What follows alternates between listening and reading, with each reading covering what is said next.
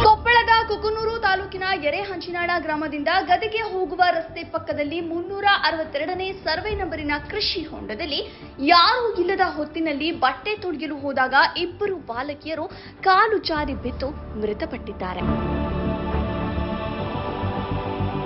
ಈ ಮೃತಪಟ್ಟ ಬಾಲಕಿಯರು ಲಕ್ಷ್ಮವ್ವ ಹರಣಸಿಕಾರಿ ಸುಮಾರು 15 ವರ್ಷ, ಮೊತ್ತವ್ವ ಹರಣಸಿಕಾರಿ ಸುಮಾರು 8 ವರ್ಷ.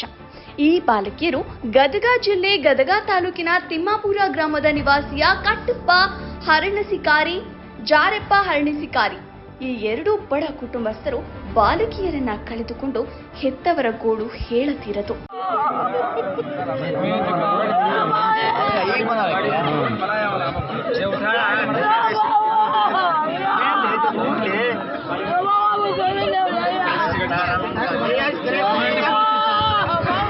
काय